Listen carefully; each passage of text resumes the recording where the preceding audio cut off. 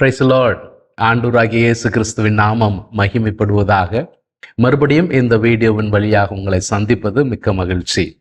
நாம் கடந்த முறை பேசும் பொழுது சங்கீதங்களில் மேசியாவை காண்போம் என்கிறதான தலைப்பில் 28ஆம் சங்கீதத்தை நாம் தியானித்தோம். இப்பொழுது 29வது சங்கீதத்தை நாம் சுருக்கமாக தியானிக்க போகிறோம்.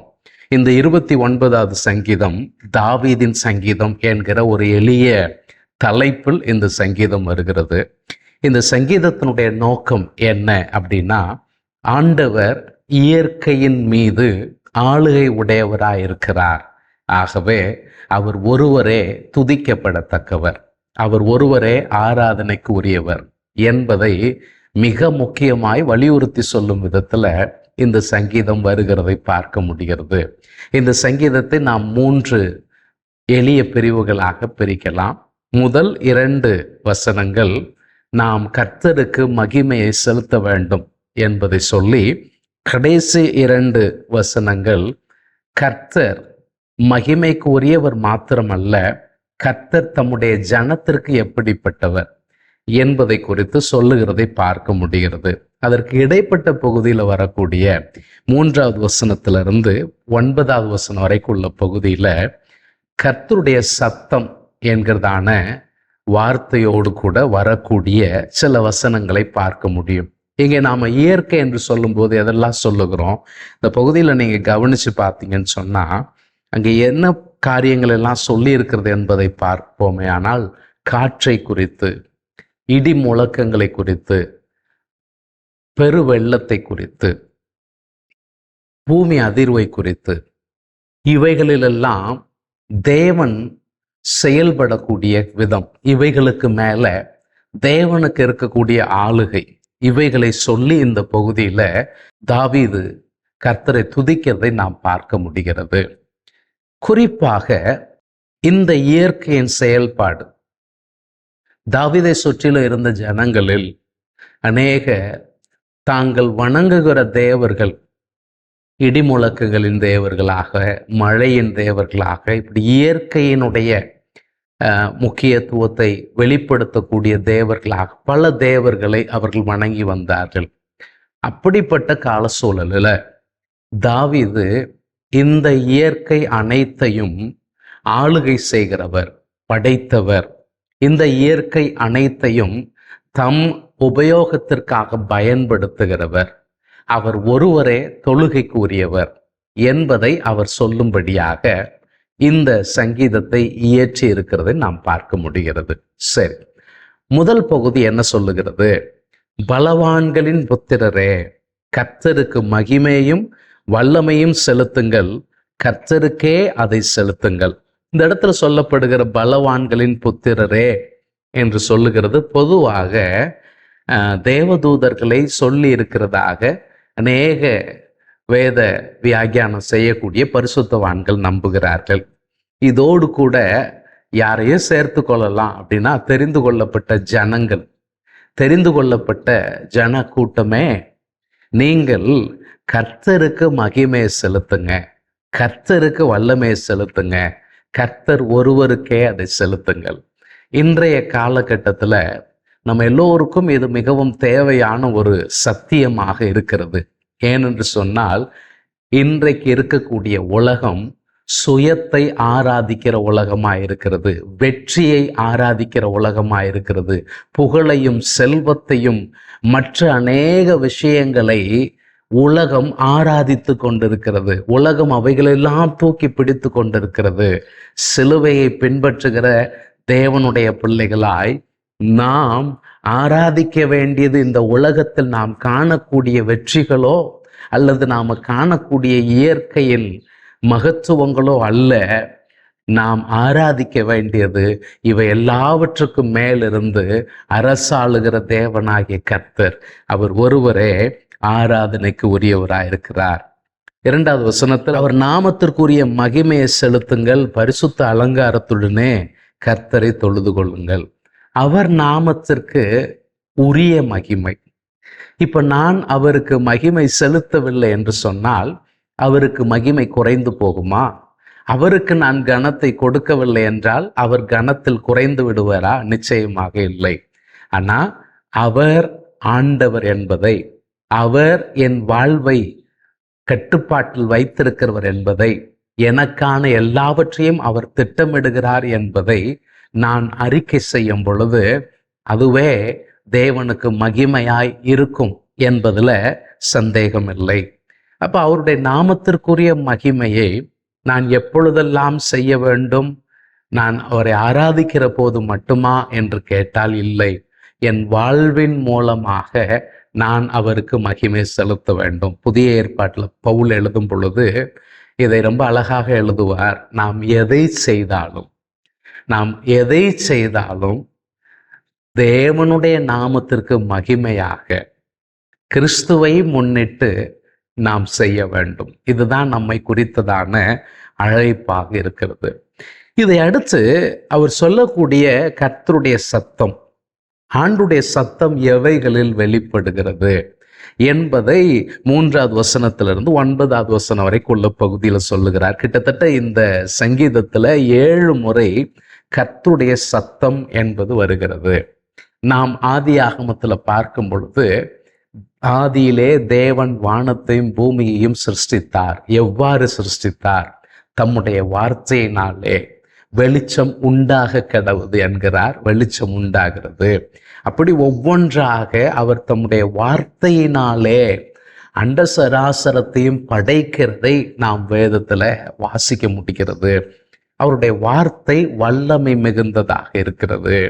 வேதம் முழுவதும் அவருடைய வார்த்தையினுடைய முக்கியத்துவத்தை நாம் வாசிக்க முடிகிறது. சகல பிரஸ்தாபத்தை பார்க்கிலும் நீர் உம்முடைய வசனத்தை பிரஸ்தாபப்படுத்தி இருக்கிறீர், அதிக மேன்மைப்படுத்தி இருக்கிறீர் என்று வருகிறதை நாம் பார்க்க முடிகிறது. யோவான் நற்செய்தியாளன் தன்னுடைய நற்செய்தி நூலை துவங்கும் பொழுது இயேசுவை அந்த வார்த்தையாக சொல்லுகிறார். ஆதியிலே வார்த்தை இருந்தது, அந்த வார்த்தை தேவனிடத்தில் இருந்தது, அந்த வார்த்தை தேவனாய் இருந்தது, அந்த வார்த்தை மாம்சமாகி கிருபையினாலும் சத்தியத்தினாலும் நிறைந்தவராய் நமக்குள்ளே வாசம் பண்ணினார், அவருடைய மகிமையை கண்டோம். அப்போ சங்கீதக்காரனாகிய தாவீது இங்கே கர்த்தருடைய மகிமையை இந்த இயற்கையின் அடையாளங்களின் வழியாக கர்த்தர் மகிமையாய் இடைப்படுகிறவர் என்பதை உணர்கிறார். அந்த இயற்கையின் அதிசயங்களை பார்த்து அந்த இயற்கையை அவர் வணங்கவில்லை, அந்த அதிசயங்களுக்கு காரணமாய் இருக்கிற கர்த்தரை அவர் தொழுது கொள்ளுகிறார் என்பதைத்தான் நாம் இந்த பகுதியில பார்க்க முடிகிறது. அவருடைய சத்தம் என்னவெல்லாம் செய்ய வல்லது என்று சொல்லும் பொழுது, அவருடைய சத்தம் தண்ணீர்கள் மேல் தொனிக்கிறது என்று சொல்லப்பட்டிருக்கிறது. அவர் முழங்குகிறார், இடி முழக்கத்தை சொல்லப்பட்டிருக்கிறது. ஆண்டுடைய அந்த இடி முழக்கம் என்பது பல இடங்களில் நாம் பார்க்க முடிகிறது. கர்த்தர் பேசும் பொழுது அந்த இடி முழக்கங்களோடு பேசுகிறதை குறித்து நாம் பார்க்க முடிகிறது. மிக குறிப்பாக பழைய ஏற்பாட்டில் இவர்களுக்கு நியாயப்பிரமாணம் கொடுக்கப்பட்ட பொழுது இஸ்ரவேல் ஜனங்கள் எல்லோருக்கும் முன்பதாக அந்த இடி முழக்க சத்தமானது வெளிப்பட்டதை நாம் பார்க்க முடிகிறது. புதிய ஏற்பாட்டில் கூட இயேசு கிறிஸ்துவனுடைய வாழ்விலே அவருடைய ஊழியத்தின் துவக்கத்தில் ஞானஸ்நானம் பெற்று கரையேறுகிற பொழுது வானத்திலிருந்து ஒரு சத்தம் உண்டாகிறது. இவர் என்னுடைய நேசகுமாரன், இவர் மேல் நான் பிரியமாயிருக்கிறேன் என்கிற ஒரு சத்தம் உண்டாகிறது.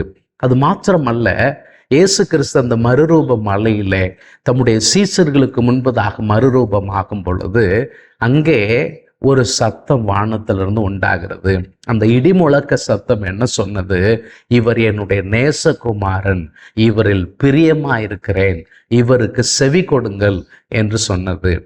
அது மட்டுமல்ல, இயேசு கிறிஸ்துடைய வாழ்வில் யோவான் சுவிசேஷகன் இதை எழுதும் போது எழுதுகிறார், பிதாவே உம்முடைய நாமத்தை மகிமைப்படுத்தும் என்று சொல்லும் பொழுது வானத்திலிருந்து சத்தம் உண்டாகிறது, மகிமைப்படுத்தினேன், இன்னமும் மகிமைப்படுத்துவேன் என்கிற சத்தம் உண்டானது. அந்த சத்தத்தை சுற்றி இருக்கிற மக்கள் வெவ்வேறு விதமாக புரிந்து கொண்டார்கள்.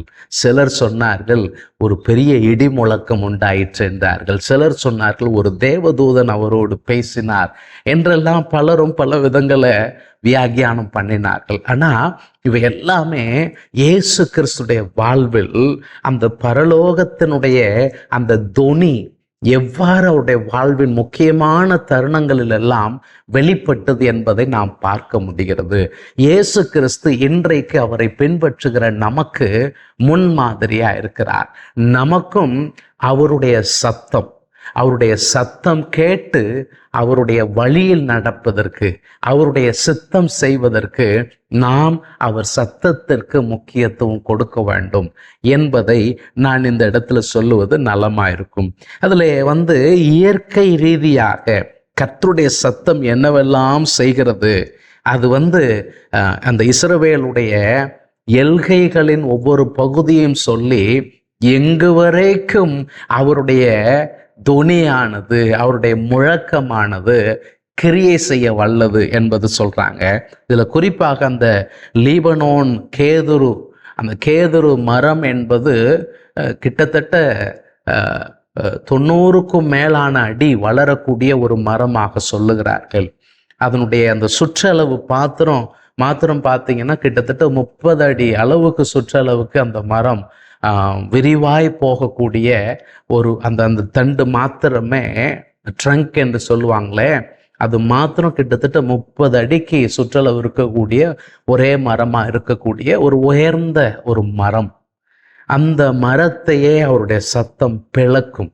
அதாவது இடி ஒரு மரத்தில் விழுந்து அந்த மேலிருந்து கீழே வரைக்கும் அந்த மரத்தை அப்படியே 2ஆக பிளக்கிறதை சில நேரங்களில் நாம் போட்டோகளிலெல்லாம் காண்கிறோம்.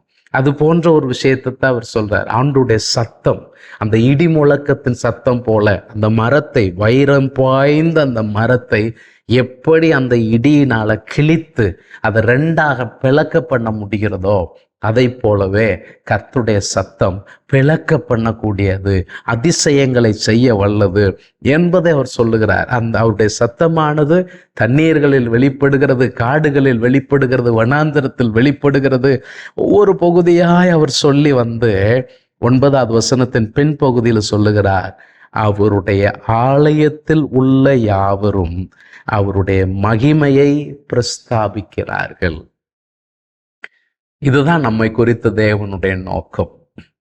நம் ஆண்டவர் அகிலத்தையும் படைத்தவர், சர்வ சிருஷ்டிகர். எல்லாவற்றுக்குமான அதிகாரம் அவரிடத்தில் இருக்கிறது. இயற்கையின் மீது அதிகாரம், நம்மை சுற்றி இருக்கிற சூழல்களின் மீது அதிகாரம், எல்லாவற்றுக்கும் மேலுமான அதிகாரம் அவரிடத்தில் இருக்கிறது. அப்போ அவருடைய பிள்ளைகள் அவருடைய ஆலயத்தில் இருக்கிறார்கள். தாவீது அவருடைய ஆலயத்தில் இருந்து அவரை பிரஸ்தாபப்படுத்துகிறதை, அவரை உயர்த்துகிறதை விரும்புகிற ஒரு பக்தனாய் இருக்கிறார். இன்றைக்கு அவருடைய மகிமையை பிரஸ்தாபிக்கக்கூடிய இடமாக ஆலயம் செயல்படுகிறதா, அல்லது சில நபர்கள் தங்களை ஹீரோக்கள் ஆக்கி கொண்டு அந்த ஹீரோக்களுடைய மகிமையை பிரஸ்தாபம் பண்ணுகிற இடமாகவும், அங்கே வரக்கூடியவர்கள் அந்த ஹீரோவை பின்பற்றுகிறவர்களாகவும் இருக்கிறார்களா? இன்றைக்கு ஆலயம் என்பது கர்த்தரை மகிமைப்படுத்தக்கூடிய ஒரு இடமாக இருக்கிறதா, இல்லை என்று சொன்னால் ஒரு கேளிகை கூடம் போல, ஒரு ரெக்ரியேஷன் கிளப் போல, ஒரு சினிமா ஹால் போல இருந்து கொண்டிருக்கிறதா? மகிமை ஆண்டவர் ஒருவருக்கே உரியது. அவருடைய ஆலயத்தில் நாம் அவரை மகிமைப்படுத்த வேண்டும். கடைசி 2 வசனங்களில் ஏற்கனவே அந்த திரளான தண்ணீர்கள் எல்லாம் சொல்லி வர மாதிரியே 10வது வசனத்துல கர்த்தர் ஜல பிரளயத்தின் மேல் உட்கார்ந்திருக்கிறார். இந்த இடத்துல சொல்லக்கூடிய ஜல பிரளயம் என்பது நோவாவின் காலத்துல சொல்லப்பட்ட அந்த ஜல பிரளயத்திற்கு சொல்லியிருக்கிற அதே வார்த்தையை தான் இங்கே அவர்கள் பயன்படுத்தி இருக்கிறதை நாம் பார்க்க முடிகிறது. ஆண்டவர் அந்த துவக்க காலத்துல, நோவாவின் காலத்துல நடந்த அந்த மிகப்பெரிய ஜலப்பிரளயம், அதை ஏற்படுத்தினவர் கர்த்தர். அது நிமித்தம் பூமியில் இருக்கக்கூடிய எல்லாம் அழிந்து போயின. எல்லா மனிதர்களும் அழிந்து போனார்கள், காக்கப்பட வேண்டிய விலங்குகள் தவிர. அது மட்டுமல்லாமல் உயிர் வாழும்படியாக நோவாவின் குடும்பம் தவிர மற்ற யாருமே உயிரோடு இருக்கவில்லை. அப்போ இந்த தேவனாகிய கர்த்தர் ஜல பிரவாகத்தின் மீது வீற்றிருக்கிறார் என்று சொல்லும் பொழுது, அவர் எல்லாவற்றையும், வெள்ளங்களையும் ஆறுகளையும் சகலவற்றையும் அவர் மேற்பார்வை செய்கிறவராக, அவைகளின் மீது அவருக்கு ஆளுகை உடையவராய் இருக்கிறார் என்பதை வெளிப்படுத்தும் விதமாக இது அமைந்திருக்கிறது. கர்த்தர் என்றென்றைக்கும் ராஜாவாக வீற்றிருக்கிறார். உலகத்துல வாழுகிற எந்த ஒரு மனுஷனும் நிரந்தர ராஜாவாக இருக்க முடியாது. அவனுக்கு எவ்வளவு புகழ் உச்சத்துல இருந்தாலும் அவனால் ஒரு குறிப்பிட்ட காலத்திற்கு பின்னால் அரசாட்சி செய்ய முடியாது. அலெக்சாண்டர் தி கிரேட் என்று சொல்லி அறியப்படுகிற மகா அலெக்சாண்டர், உலகத்தையே என் காலடியில கொண்டு வருவேன்னு சொன்னவன் மிகவும் 7 வயதுல மரித்து போனான். மன்னாதி மன்னர்கள் எல்லாம் மன்ன கவின சரித்திரங்களை நாம் பார்த்திருக்கிறோம். உலகத்துல எந்த மனிதனும் சதா காலமும் மன்னாதி மன்னனாக அரியணையில உட்கார்ந்து இருக்க முடியாது. அரியணை ஒருவனுக்கு நிரந்தரம் என்பது அல்ல. என் வேதம் சொல்லுகிறது, உலகின் சகல ராஜ்யங்களுக்கும் மேலாய் ராஜாதி ராஜாவாய் தம்முடைய சிங்காசனத்தில் அமர்ந்திருக்கிறவர் நம் கர்த்தர் தான். அவர் என்றென்றைக்கும் ராஜாவாக வீற்றிருக்கிறார். உலகத்துல எந்த மனுஷனும் என்றென்றைக்கும் நான் ராஜாவாக இருப்பேன்னு சொல்லவே முடியாது. இதே பழைய ஏற்பாட்டுல தானியேல் தீர்க்க தரிசனத்துல ஒரு மனுஷன் சொல்றான், என்னுடைய மகா மேன்மைக்காக, என்னுடைய பெயர் பிரஸ்தாபத்திற்காக நான் கட்டின மகா பாபிலோன் அல்லவா. அடுத்த நிமிஷமே மேல இருந்து கீழே விழத்தள்ளப்பட்டான். பல ஆண்டுகள் புல்ல தின்னான், மாடு போல புல்ல தின்னான். புல்லை மேய்ந்து அவனுடைய மதி அவனை விட்டு போயிருச்சு. கர்த்தர் அவர் ஒருவரே என்றென்றைக்கும் ராஜாவாக வீற்றிருக்கிறவர். இந்த நேரத்துல நமக்கு எலெக்ஷன் நேரத்துல நாம ஜெபிக்கணும், தேசத்தின் நலனுக்காக ஜெபிக்கணும், தேசம் ஆசீர்வதிக்கப்படுபடியாக ஜெபிக்கணும். கர்த்தர் அவர் ராஜாவாக வீற்றிருக்கிறார். ஆகவே இந்த எலெக்ஷன்ல யார் வராங்க யார் வரல அதெல்லாம் நமக்கு விஷயமே கிடையாது. கர்த்தர் எல்லாவற்றுக்கும் மேலும் தம்முடைய ஆளுகையை உடையவராயிருக்கிறார். அதனால அதை சொல்லி, நீர் ராஜாவாக என்றென்றைக்கும் வீற்றிருக்கிறீர், நீர் எங்கள் தேசத்தின் மீது மனதுருக்கம் கொண்டு சரியான நபரை தேர்ந்தெடுக்க இந்த ஜனங்களுடைய மனதில் நேர்கரையே செய்யும். அதுதான் நம்ம ஜெபிக்க வேண்டும். பின்பகுதியில் சொல்றாரு, அவர் ராஜாவாக வீற்றிருக்கிறதுனால் 11வது வசனம், அந்த ராஜா என்ன செய்வார்? நான் இதை நினைக்கிறேன், இன்னைக்கு உலகத்தில் இருக்கக்கூடிய அரசர்கள், ஆட்சி செய்யக்கூடிய ஆட்சியாளர்கள் இந்த 11வது வசனத்துல தங்களுடைய கவனத்தை செலுத்தினா நல்லா இருக்கும்னு நினைக்கிறேன். இன்னைக்கு மேனிஃபெஸ்டோ என்று சொல்லி அவரவர் தங்களுடைய கொள்கைகளை, நாங்கள் ஆட்சிக்கு வந்தா இதெல்லாம் செய்வோம்னு சொல்லி ஒரு மேனிஃபெஸ்டோ வெளியிடுவார்கள். நான் சொல்றேன், மேனிஃபெஸ்டோக்கெல்லாம் மேலான மேனிஃபெஸ்டோ இந்த 11வது வசனம். கர்த்தர் தம்முடைய ஜனத்திற்கு பலன் கொடுப்பார். ஒரு அரசன் என்ன செய்யணும்னா, தனக்கு கீழே இருக்கிற ஆளை கிள்ளிக்கிற மாதிரி பயன்படுத்தக்கூடாது. தனக்கு கீழே இருக்கிற ஆளை ஓட்டு போடுறதுக்குன்னு உபயோகப்படுத்தப்படுகிற கருவேப்பிள்ளை மாதிரி பயன்படுத்தக்கூடாது. அவன் நல்ல அரசன் அல்ல. நல்ல அரசன் ஒருவன் என்ன செய்வான்னு கேட்டா, தனக்கு கீழே இருக்கிற மக்களை பலப்படுத்துவான். He lifts the people. Upliftment of the uprooted. ரொம்ப தாழ்வான நிலையில, பிடுங்கி எறியப்பட்ட நிலையில, ஒடுக்கப்பட்ட நிலையில இருக்கிறவர்களை ஊக்கப்படுத்தி உற்சாகப்படுத்தி பலப்படுத்துறவன் தான் உண்மையான தலைவனாக இருக்க முடியும். ஜனங்களை அவர்களுக்குள்ளே சிண்டு முடிச்சு, அவர்களுக்குள்ளே சண்டை போட்டு, அவர்களையே ஒருத்தர் பிரிவினை பண்ணி அதுக்கு மேல ஒருத்தன் அரசனா இருந்தா நம்ம ஊர்ல ஒரு பழமொழி சொல்லுவாங்க, ஊரு ரெண்டு பட்டா கூத்தாடிக்கு கொண்டாட்டம்னு சொல்லி. ஊரை ரெண்டு படுத்திட்டு கூத்தாடியா மேல உட்கார்ந்து இருக்கிற அரசன் இருப்பான் என்று சொன்னால் அவன் அரசனே அல்ல, அவன் கூத்தாடி. ஆனா தேவன் தம்முடைய ஜனத்தின் மீது அரசாட்சி செய்கிறார் என்று சொல்லும் பொழுது அவர் என்ன செய்கிறார்? தம் ஜனத்திற்கு பலம் தருகிறார், பலத்தை தருகிறார். பலம் மாத்திரமல்ல, ஒரு அரசன் செய்ய வேண்டிய இன்னொரு விஷயம் என்னன்னா, தன் ஜனத்திற்கு சமாதானம் தரணும். பலன் தர வேண்டும், சமாதானம், அமைதலுள்ள ஒரு வாழ்வு.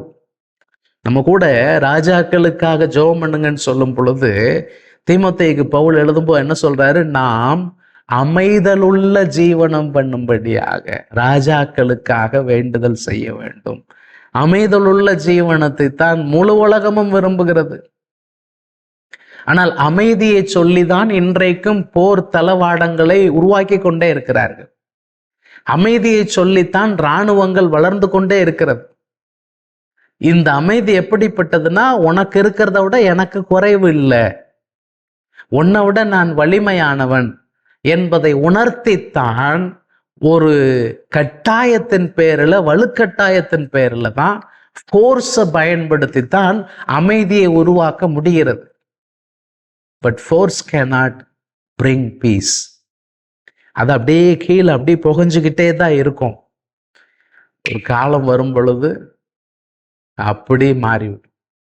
அதனால நல்ல ஒரு அரசன் நம்ம ராஜாதி ராஜா, அவர் தம்முடைய ஜனத்திற்கு பலன் கொடுக்கிறவர், தம்முடைய ஜனத்திற்கு சமாதானம் கொடுக்கிறவர், எல்லாவற்றுக்கு மேல தம்முடைய ஜனத்தை ஆசீர்வதிக்கிறார்.